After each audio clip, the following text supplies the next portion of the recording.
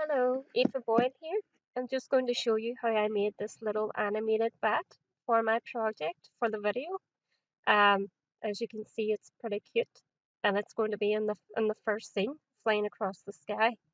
So the first thing I did was I made a little bat and separated the body from the wing. I only used one wing, and then I was able to copy and paste it and rotate it so that it looked like the wing on the other side. So what I did was I opened these in Photoshop and I put them all together. As you can see, they're there on different layers. The first layer is the actual body. When I just move that to show you. And then the second layer is this wing here. So that would be the left wing. And then the third layer is the right wing. So what I did was I resized them all and put them all together so that it looked a bit more natural here on the page. And what I did was I merged all of these three layers together. So I just, as a shortcut, I pressed Control and E, and that merged the three layers together. What I then did was I saved this image just as bat1, because this will be the first frame in the actual animation. So there, as you can see, there is bat1 in my folder. So what I did, I saved this as a JPEG. So what I did then was I went back into this bat and I unmerged the layers by pressing Control Z to go back and then Control Alt Z to go back again. And what I did was I selected on one of the wings. If I just go to layer 2, that is actually the left wing. So what I did was I pressed on the left wing and I went to Edit, Transform,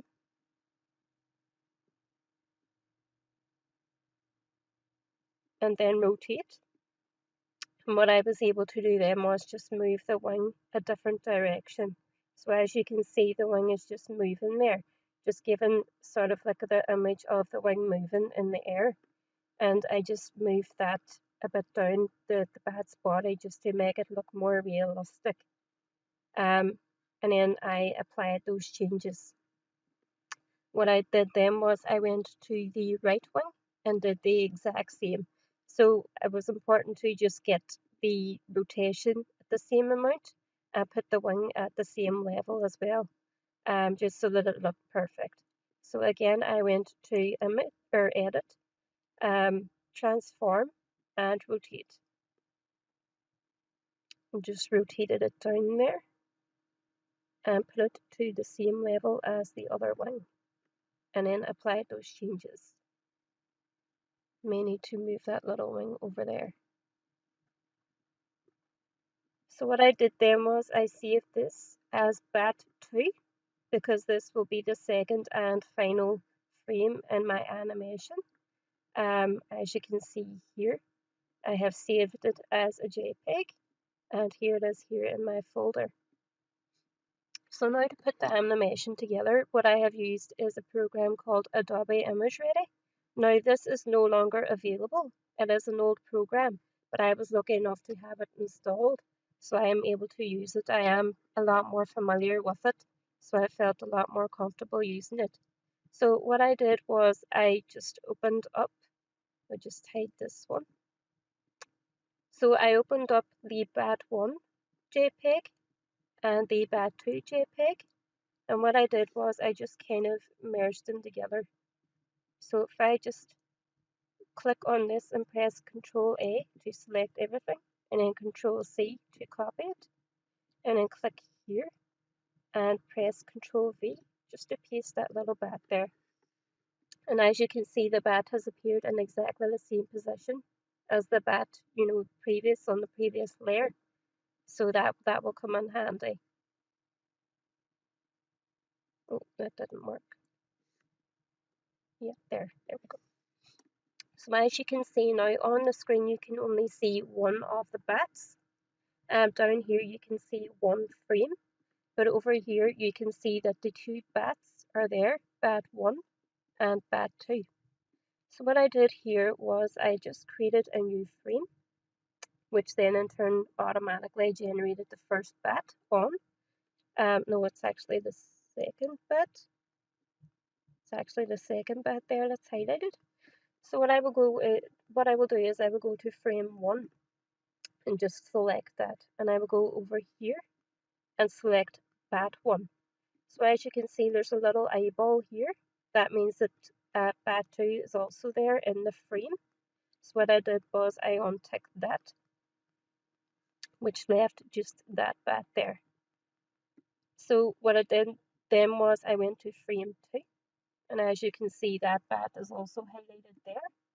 So what I did was I unchecked that eyeball there and checked that one. So now as you can see, the two bats are now on here. There's bat 1 on frame 1 and bat 2 on frame 2. And as you can see, if I press the play button here, it just kind of moves like that. But this is very quick. So to change the wings are moving very quick. It doesn't really look that realistic. So what I did then was to change the time. I just went to here, and if I just change it to 0.1, just say for example, and then do the same. You can have each frame at a different speed, but I think for this, it would be best to have the wings going at the same speed. So I again just clicked here and changed it to 0.1. So there, if I play that now, that looks a bit better than it did before. So just stop it there. Those are the the actions where you can play your animation at any stage. There's play, and that goes back to the first frame, and then you have go back to the next frame and go forward to the frame, the next frame after that. Okay, so that is the image now created. To save it now, because they're still there as JPEG form, so to save it as a GIF, an animated GIF, what I did was I went over here and I changed it to, you can choose any one of these GIF options there, but I just chose just a happy medium of GIF 64 dithered and just apply those changes there. And then I went over here to File, Save Optimized As, and as you can see there, it's no longer a GIF, or it's no longer a JPEG, it's now a GIF. So if you just save that there as a GIF, I already have it saved there from previously. That should then save the animation there for you. Now what I did was just to make it a bit better, because as you can see there is a white background here. That means that whenever I put this animation into the video, it will show up with the bat and in this white rectangle around the bat. But that's not what I wanted to look like. I wanted to look, just like the bat, natural. So what I did was I removed this background here. So if you just click on this magic wand tool and highlight, if you click, because it's the first frame here, and because it's the bat 1 on frame 1, if you just select bat 1 over here so that you can edit it, as you can see there's the little pen tool there, and you could just go back here and click there with the magic wand tool, and then if you just press backspace, that will have removed that white rectangle there. So now as you can see those little squares there, that just means that basically that background will now be transparent. So what I did then was I just done the exact same on frame 2. Just click here and went over to layer 2 over here and did the exact same. So magic wand tool, click here, backspace or delete, just to delete everything there, and there we go. So now when I save that with those changes here, that will now appear as a bat just with a transparent background. So no matter where I put that on my project, it's just going to look like it's literally just the bat. There's not going to be any surrounding rectangles or any background or anything like that other than the stage that's already on the actual Flash animation. So that is how I created the bat. What I did then was I just imported it to the stage on Adobe Animate, and I created a motion tween so that the bat was going from one side of the screen to the other, and while it was doing that, it was flapping and looking realistic. Okay, thank you.